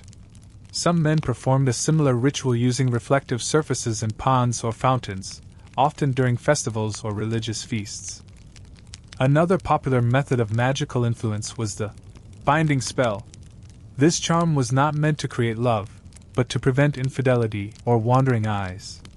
One version involved braiding together 3 threads, red, white, and black, while speaking a vow aloud, such as, "Let her heart be tied to mine," as these threads entwine. The braid was then hidden under the threshold of the lover's home or beneath their pillow. In more extreme cases, figures were carved from wax and bound with twine, representing the beloved and their loyalty. If the charm was disturbed or broken, it was feared the relationship would suffer. Animals also played a role in love magic. Birds, especially doves and swallows, were associated with Venus and were believed to carry messages of love. In some regions, young women caught small birds and whispered their hopes into the feathers before releasing them, trusting that the creature would deliver their longing to the heavens. Frogs, by contrast, were sometimes used in curses to repel unwanted suitors, a cruel inversion of the kissed prince tale. A frog pinned to a doorway could be seen as a rejection charm, warning others to keep their affections away. Not all love magic was sinister or manipulative. Some traditions were rooted in blessings and mutual desire, performed by couples together. A pair might light a candle blessed by a priest and recite a prayer to Saint Valentine or Saint Agnes, asking for harmony and affection. Others planted herbs together, basil, thyme, lavender, believing that a plant that grew straight and strong was a sign of a good union. These softer forms of love magic were tolerated by the church and even encouraged in some regions, so long as they were framed as devotions rather than enchantments. Still, the line between affection and coercion was blurry. Many of these magical traditions, while born of longing, veered into uncomfortable territory. The idea of making someone love you, without their knowledge, without their choice, raises questions even now. But in a world where personal agency, especially for women, was limited by class, law, and family, these spells and charms may have offered a rare sense of control. They gave people the illusion, if not the reality, of power over their own hearts and the hearts of others. The Church, as expected, condemned most forms of love magic. Sermons warned of succubi and demons masquerading as lovers, tempting the faithful into sin. Manuals for inquisitors listed love potions alongside curses and demonic pacts. Yet even within monasteries, stories were told of saints who blessed couples, of monks who brewed herbal teas for emotional clarity, and of nuns who wore amulets to avoid inappropriate affections. Magic, in its many forms, was hard to erase. One of the most haunting tales comes from a 13th century German village, where a woman was said to have enchanted a knight with a potion made from her own tears. According to legend, she wept into a bowl for 7 nights, mixed the tears with rose oil and wine, and offered it to him disguised as a gift from his squire. He drank, fell into a strange, silent love, and rode into battle bearing her scarf. Whether he truly loved her or had merely been bewitched was never known, but when he died, she wore black for the rest of her life. As your mind drifts now into softer places, imagine a night in a small thatched cottage, where a girl crouches by the fire, grinding rosemary with trembling hands. Outside, the stars turn above her like slow wheels of fate. She has no power over her family, no say in her future. But tonight, with herbs and whispers, she feels something stir, hope, perhaps, or illusion. and sometimes that was enough. In a world ruled by uncertainty, where storms could swallow crops and illness could strike without warning, medieval people looked for signs, patterns in nature, whispers in dreams, omens in everyday life. Love, too, was wrapped in this search for meaning. When feelings stirred and hearts began to flutter, people turned to the strange and the symbolic, hoping to find direction. What did it mean to dream of apples? Was it good luck to see a robin before a proposal? Could the way a candle flickered predict the future of your romance? These questions weren't asked in jest. For much of medieval Europe, love was not just a matter of emotion, it was a dance with fate, a mystery governed by forces both seen and unseen. And so a rich tapestry of superstitions grew around courtship, dating, marriage, and heartbreak. These beliefs, passed down through families and communities, offered reassurance, or warnings, to those treading the uncertain road of affection. One of the most common and widely observed traditions was omen reading from nature. Birds, in particular, held great importance. To see a robin on the morning of a first meeting was considered a sign of sincerity and warmth. A dove passing overhead during a confession of love meant the bond would be pure and lasting. But spotting a magpie, especially one alone, was ominous. It was said to signify deception or jealousy, and many believed it foretold a love triangle or betrayal. Likewise, cats were believed to sense the truth of someone's heart. If a cat curled up near a suitor, it was thought they had good intentions. If the animal hissed or fled, families took it as a warning. One French folktale even claims that a mother once cancelled her daughter's engagement after the family's cat refused to enter the room when the groom visited. The groom, it turned out, had a secret second wife in another town. Dreams were another source of romantic prophecy.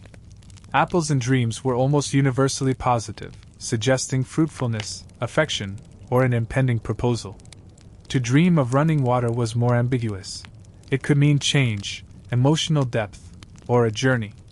But to dream of muddy shoes was a clear sign to tread carefully in love.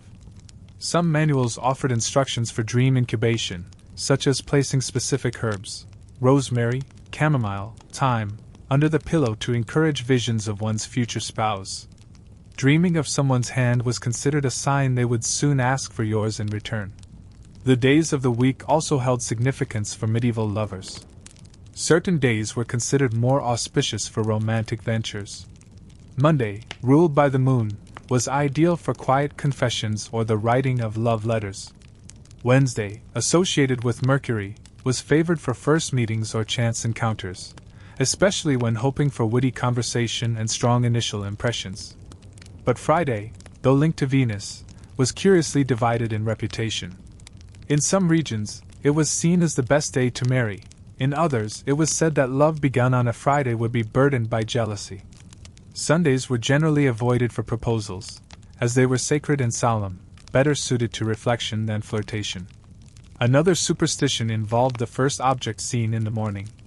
For young women of marrying age, it was believed that the first thing they laid eyes upon, aside from family, could influence the shape or nature of their future husband. A red object might mean passion, a dog might mean loyalty, a mirror might suggest vanity. This led to careful morning rituals, where some girls purposely kept a flower or sentimental token near their bedside to guide the omen. What one wore could also invite luck or misfortune in love. Red thread sewn into the hem of a tunic or gown was said to attract attention and affection. Blue ribbons, worn discreetly in the hair or sleeve, symbolized hope and fidelity. But wearing green at a wedding was seen as unlucky in many parts of Europe. It was associated with the forest, with wildness, and sometimes with fairy magic. It was whispered that brides in green would find their husbands wandering, or vanish into the woods themselves.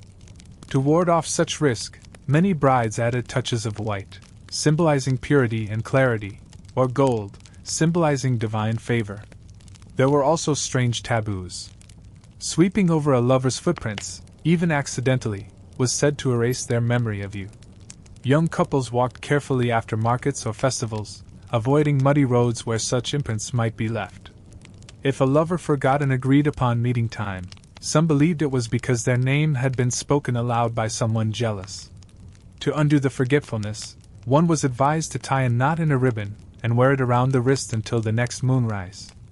Not magic, in fact, was a widespread romantic superstition. Binding two threads together while thinking of someone you loved was believed to strengthen the bond. Lovers exchanged woven cords, braided bracelets, or tied herbs into bundles as symbols of union.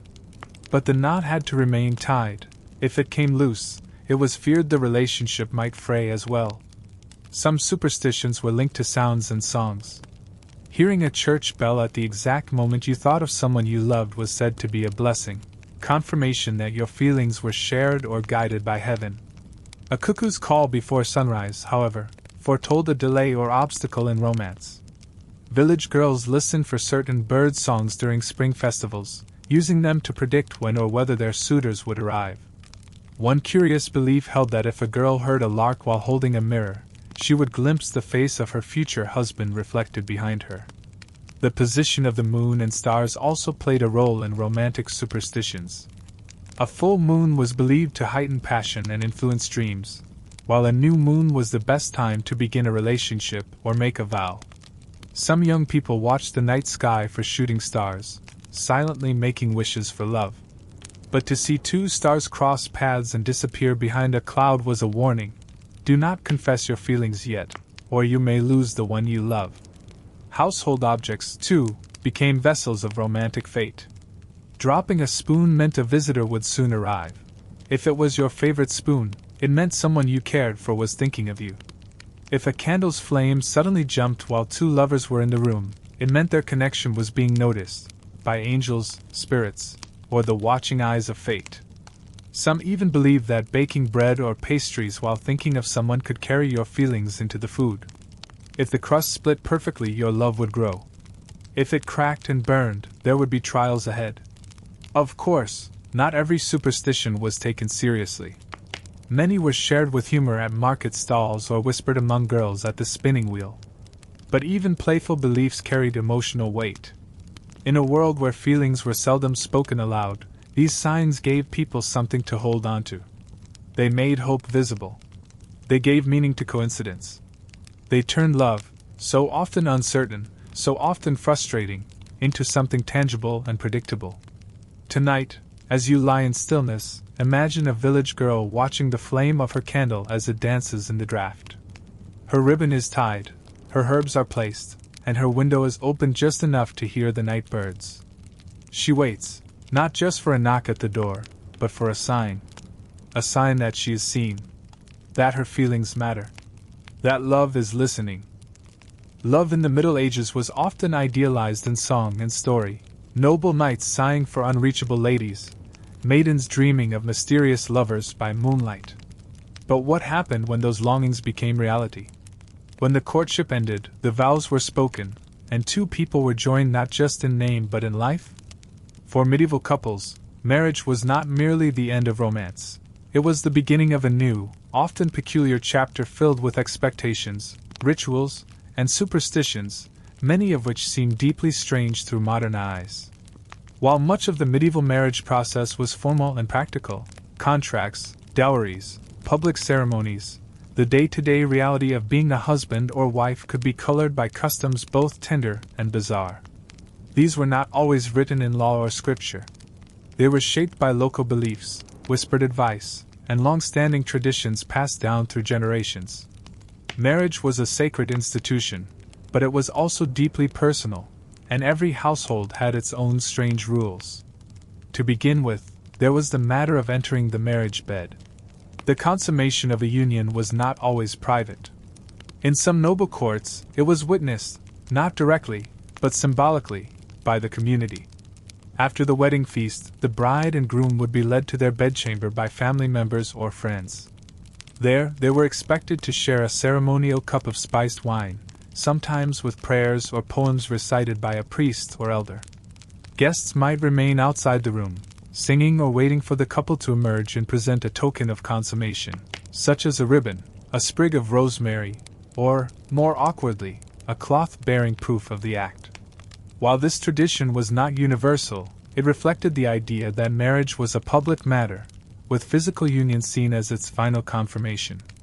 Once married, the roles of husband and wife were tightly defined, yet often filled with peculiar expectations. Husbands were to provide, protect, and maintain the household, but they were also expected to be firm, even strict. A wife's ideal role was that of helpmeet, a woman who obeyed, nurtured, and preserved virtue within the home. But behind this austere framework, many couples engaged in playful, symbolic rituals, some of which bordered on the theatrical. In parts of England and Scandinavia, for example, there existed a custom known as the pillow test. On the morning after the wedding night, the husband was expected to lift his wife's pillow in the presence of an elder, usually his mother or a church matron. Beneath the pillow, he would either place or retrieve a token, a coin, flower, or piece of cloth. The act was symbolic, a sign that his bride had brought honor, purity, or wealth to the home. In some villages, this token was paraded around during the following week as a sign of the household's good fortune. Another peculiar practice was the bread share oath, found in rural France and parts of Italy. On the first market day after the wedding, the couple would bake a small loaf of bread together using flour blessed by a local priest. They would then split it in half and each eat one piece in silence. This act was said to bind their fates not just in body but in spirit. If either spouse dropped their piece or refused to eat it, villagers took it as a sign that the marriage would suffer hardship, or that one partner had entered the union with a secret. The sharing of domestic chores also carried strange romantic symbolism. In some Germanic towns, newlyweds were expected to complete a chore together within their first week, often chopping firewood, fetching water, or baking a loaf. The chore was supposed to reveal the couple's compatibility. How well they cooperated, how they handled mistakes or disagreements. These moments were quietly observed by family and neighbors. If they worked in rhythm, it was said their hearts would stay aligned. If they bickered or one person dominated the task, the elders might offer a quiet word of warning.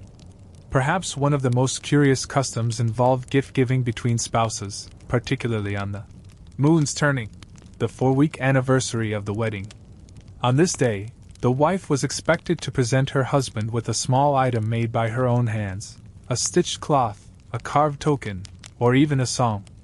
The husband, in return, would give her something symbolic of provision, a pouch of grain, a polished knife, a coin wrapped in linen. This exchange marked the passage from newness to stability, and was believed to protect the couple's home from envy or misfortune. Yet for all these tender customs, there were stranger, more superstitious traditions as well.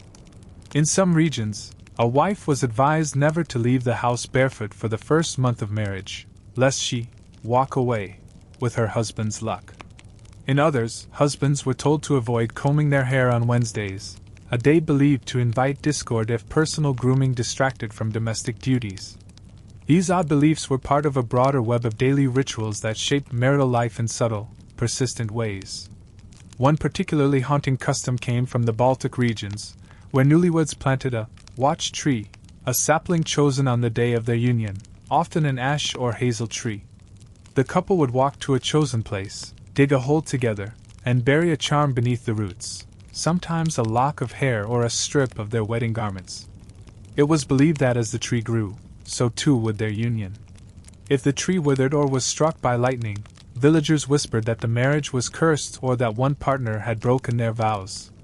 Even years later, couples might visit the tree in times of hardship, laying their hands upon its trunk to draw strength from the shared root. Intimacy between spouses also followed curious rhythms. In religious households, marital relations were expected to follow the church calendar, which prescribed periods of abstinence, Lent, Advent, and certain feast days. But beyond this, couples often developed private rituals for romance. Some shared prayers before bed, some exchanged tokens before travel, and others engaged in secret traditions passed down within families, such as whispering blessings over each other's food or hiding small gifts and pillows during seasonal changes. One of the most touching, though strange, customs involved night vows. On certain nights, especially before major transitions like childbirth, a long journey, or a harvest, husbands and wives would sit together by lamplight and speak promises to one another. These were not legal vows or oaths witnessed by others, but personal declarations of loyalty, hope, and endurance. Often recorded in private journals or whispered aloud, these night vows gave couples a quiet way to renew their bond. It's worth noting that while many marriages were arranged or formed under practical circumstances, love often grew within them, slowly, awkwardly, surprisingly. Shared labor, mutual reliance, and the small gestures of daily life created a kind of intimacy that was less about passion and more about endurance, compassion, and the slow, steady shaping of two lives around each other. But not all marriages blossomed. Some grew cold. Some were marked by silence or cruelty. And some couples, despite their best efforts, never found that quiet rhythm others seemed to share. For them, the rituals could become empty performances. Yet even in such households, the traditions persisted, perhaps as hope, perhaps as habit. So now, as you drift deeper into the soft hush of night, imagine a small stone cottage, its shutters closed against the wind. Inside, a husband stirs a pot while his wife lays out 2 bowls. Between them, a candle flickers, casting their shadows together on the wall. They do not speak. They do not need to. Their hands know the movements, the passing of bread, the lighting of flame. It is a marriage of strange customs and quiet affection, a rhythm that carries them through the years, one small ritual at a time. In a world where marriage was often arranged and love slowly bloomed, or, in some cases, never did, loyalty within marriage became both a hope and a constant worry. For medieval spouses, the fear of infidelity wasn't just emotional, it had real consequences. A wandering husband might father illegitimate children, jeopardizing inheritance lines. A wayward wife could face disgrace, spiritual punishment, or worse.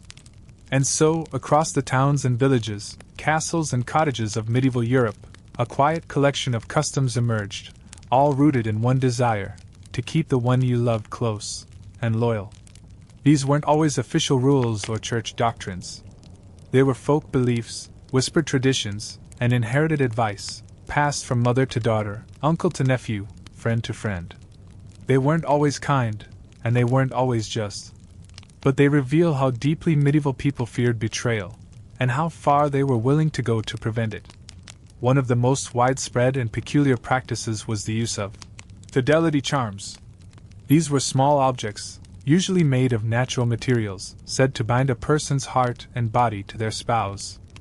A wife might hide a pouch of dried basil and thyme in her husband's travel sack, sewn into a seam or tucked into a boot. These herbs were believed to promote clarity of thought and emotional steadiness, essential qualities for a man traveling far from home. Some pouches included rosemary, for remembrance, and a tiny iron nail, to fix the heart in place. A charm like this wasn't meant to harm. It was meant to remind, to gently tug at a man's conscience as he slept far from his home. There were stronger versions, too. In parts of Eastern Europe, women sometimes braided their hair with red thread on the eve of their husband's departure, then cut the braid and buried it under the hearthstone, reciting a binding verse. This act was intended to keep the husband's heart from drifting. If the braid was later found unburied or disturbed, it was feared that something had gone wrong, that his affections had loosened, or worse, been stolen by another. For husbands, the customs were no less intense. Some men carried loyalty tokens, blessed by monks or crafted by wise women, small carved figurines made of wood or bone, often shaped like knots or hearts. These were hidden in satchels or worn under tunics, and were believed to protect against wandering thoughts or seductive temptations. One popular charm from 13th century Flanders was a smooth black stone said to cool the blood. It was passed between married men like a secret, each one swearing it kept their hands and hearts steady. Superstition crept into the bedroom, too. In certain households, particularly in Ireland and Wales, couples placed iron keys beneath the mattress, one under each corner, to lock the marriage against spiritual or physical intrusion. The belief was that iron repelled not just evil spirits, but jealousy and unfaithfulness. A similar belief in Germany led couples to hammer a nail into the wall above their shared bed on their wedding night. It wasn't decorative, it was protective. a symbolic anchoring of the relationship into the walls of their shared home. Another curious tradition was the use of shared sleep routines to maintain closeness and detect distance. Some couples swore by sleeping with a handkerchief between them, each holding a corner. If either woke in the night and found the cloth had fallen away, it was seen as a sign that something was wrong, not just with the body, but with the bond. Others shared pillows or used matching embroidered pillowcases stitched with small symbols of their initials. In noble homes, where separate beds were more common, letters and poems were left beneath pillows as nightly affirmations, part love note, part reminder. Of course, not all customs were symbolic. Some were quite literal. In some regions of France and Italy, jealous spouses engaged in what was called a loyalty fast. One partner would abstain from meat, wine, or rich food for a certain number of days, usually 7 or 13, as a spiritual offering meant to ensure the other's faithfulness. The fast was accompanied by prayers, but also by acts of penance, walking barefoot to the village chapel, lighting a candle each morning before sunrise, or sleeping on the floor beside the marital bed. These rituals weren't always shared with the unfaithful partner. In many cases, they were done in secret, as a kind of spiritual insurance policy. Then there were the warning signs, believed to foretell unfaithfulness. If a comb broke while a woman brushed her hair, it was feared her husband was thinking of another. If a man saw a spider spinning its web in his wife's corner of the house, he was told to watch her closely. A mirror that cracked, a broom that fell, or a candle that refused to stay lit during evening prayers, these were all interpreted as omens of romantic disturbance. Some beliefs bordered on the absurd. One folk superstition from rural England warned that if a husband's shoes were found side by side at the door too often, it meant he was becoming too comfortable, perhaps even bored. Wives were encouraged to move the shoes slightly each morning, to remind him not to grow complacent. Similarly, in certain parts of Bavaria, women were told to spill a small amount of salt in front of the threshold before their husband left for the day. If he stepped around it rather than through it, he was said to be avoiding emotional intimacy. Not all traditions were controlling. Many were tender, even loving. In some households, the nightly blessing was sacred. Before sleep, each spouse would place a hand on the other's chest and whisper a phrase of gratitude or protection. This simple ritual was believed to weave trust into the marriage, stitch by stitch. In times of hardship, illness, poverty, grief, it became a balm. It reminded each partner that despite the chaos outside, their union was intact. One of the gentlest customs came from northern France, where couples planted a love vine, usually ivy or honeysuckle, outside their bedroom window. The vine, if properly tended, was said to mirror the health of the relationship. It climbed slowly, clinging and twisting, surviving wind and frost. If it grew strong and green, all was well. If it withered, it was time to talk. Sometimes, on days of celebration or reconciliation, a ribbon was tied around a new growth, symbolizing renewal, a promise remade. And then, of course, there were the stories. Whispers of spells gone wrong, of charms that backfired. A husband who tied a red string to his wife's ankle while she slept, only to find it cut by morning, and the string on his own foot. A woman who buried her husband's name on a wax tablet, hoping to hold his heart, but instead found his affections cooled into silence. These tales, half warning, half wonder, added a strange poetry to the reality of medieval marriage, that loyalty could be loved into being, but never forced. So as you lie now in quiet stillness, picture a pair of shoes beside a worn wooden door, just slightly askew. Inside, a fire burns low, and two figures sit at the table, hands briefly brushing over bread. Between them lies no contract, no charm, just a trust stitched from habit, hope, and the peculiar traditions of their time. In the dim corridors of the medieval world, love wasn't always a fairy tale.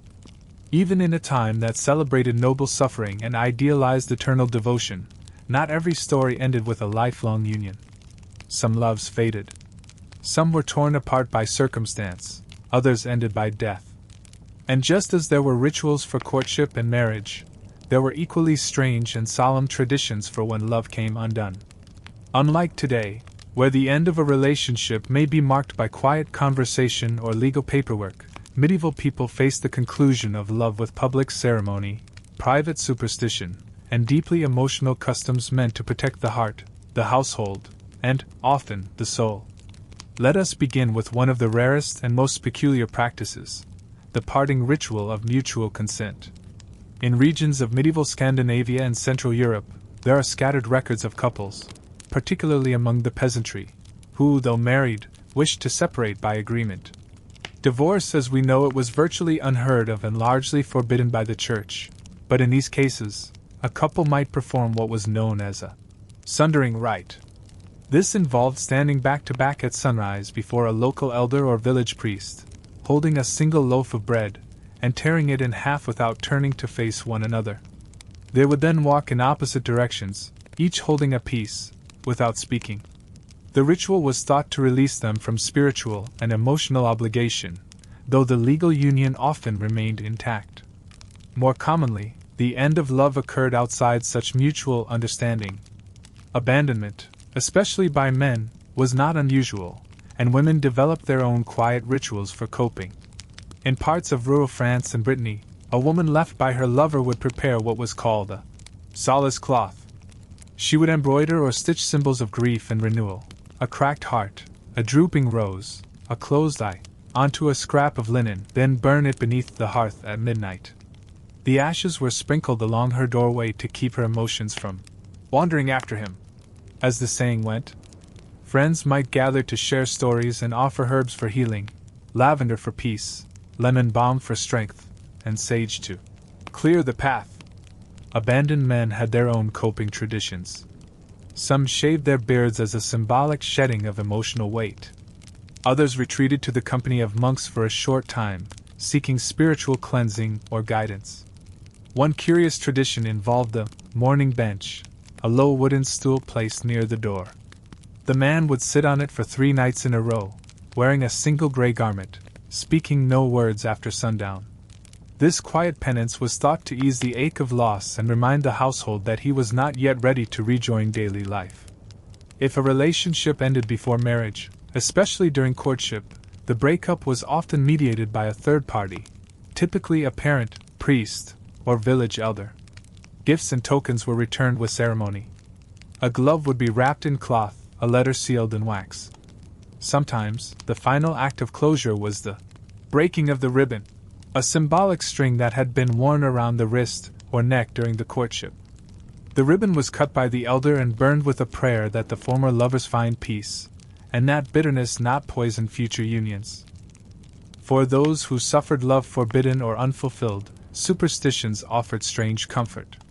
It was believed that if you dreamed of your beloved 3 nights in a row, it meant your soul was still bound to theirs. In such cases, folk healers advised a charm: sleeping one final night with a small stone beneath your pillow, wrapped in cloth from a garment once worn during happier times. The next morning, the stone was cast into running water, carrying the memory away. Whether it worked or not, the ritual gave grief a shape, and shaped grief could begin to soften. But the most solemn and richly woven traditions belonged to widowhood. To lose a spouse in the Middle Ages was to enter not just mourning, but a new social identity. Widows and widowers were bound by custom, expectation, and many deeply strange rituals meant to ease the passage from married life into solitude. Upon a husband's death, a widow was often expected to wear black or gray garments for a full year, sometimes longer. But clothing alone did not mark the mourning. In parts of the British Isles, the widow would sleep for 7 nights on the floor beside the marital bed, wrapped in her husband's cloak or shirt. This was called the 7 Nights of Shadow, and was meant to symbolically accompany him on the journey into the next world. During this time, she was not to light a fire, comb her hair, or speak his name aloud. Widowers also observed their own rites. A man who lost his wife might light a still candle, a single taper burned continuously for 3 days and 3 nights beside her favorite chair or place of prayer. He was to sit with it, speak to it, and share aloud memories of their life together. This was not for others to witness. It was a private farewell, a ritual to unburden the heart. Both widows and widowers were often told to avoid mirrors during the mourning period. It was believed that seeing one's reflection too soon after the death of a beloved could trap the soul of the departed nearby. In some households, mirrors were covered with cloth for weeks, and water basins were emptied before sundown to prevent spirits from being reflected and drawn back into the home. There were also rituals to guide the living back toward hope. After the mourning period, some widows planted a memory herb garden, growing plants associated with love, healing, and transition. Chamomile, marjoram, yarrow, and mint were common choices. These gardens served as both tribute and therapy, allowing hands busy with grief to nurture something new. Widowers, meanwhile, were sometimes encouraged to carve a new spoon or walking stick from wood near their spouse's grave, a symbolic act of moving forward, carrying the memory into daily life. Perhaps the most haunting tradition of all was the belief in soul threads. It was said that two people who truly loved one another were connected by invisible threads that stretched across the world and even into the afterlife. When one partner died, the other might still feel a tug, a sudden emotion, a dream, or a whisper in the wind. These threads, it was said, could not be severed by time. Some people kept small woven cords beneath their pillows or tied around their wrists as reminders that love, once formed, did not truly vanish. And so, even as love ended in form, it remained in ritual, in the cutting of ribbons, the burning of cloth, the planting of herbs, the covering of mirrors. These strange customs helped people make sense of heartbreak, to grieve in order, to feel the shape of their sorrow. They provided comfort, structure, and a path, however narrow, back toward light. So now, in the hush of your evening, imagine a quiet home touched by loss. The fire has burned low. A woman stands at the threshold with a bundle of rosemary, tying it to the doorpost with quiet hands. Behind her, the room is still. Her heart aches, but her hands are steady. In the silence, there is memory. In the memory, there is love. And in love, there is always the echo of return. And now, dear listener, as the candlelight of our journey fades and the hush of history settles around you, we come to the end of this curious tale. Of courtship and customs, of ribbons and rituals, of strange advice given in love's name.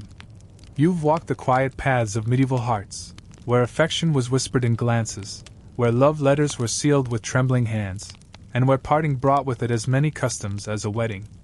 You've seen how people, long ago, reached for meaning in the stars, in herbs, in dreams, and in silence. And how even in a world bound by rules and superstition, love still found its way, softly, oddly, beautifully. Now let your thoughts slow.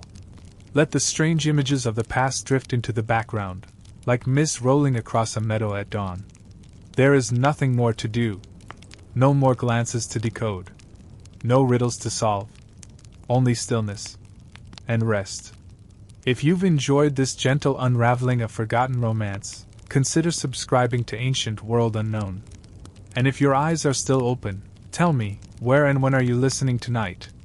Wherever you are, and whatever dreams you carry, may you sleep soundly, loved or longing, beneath the same moon that once lit the faces of lovers long ago. Good night.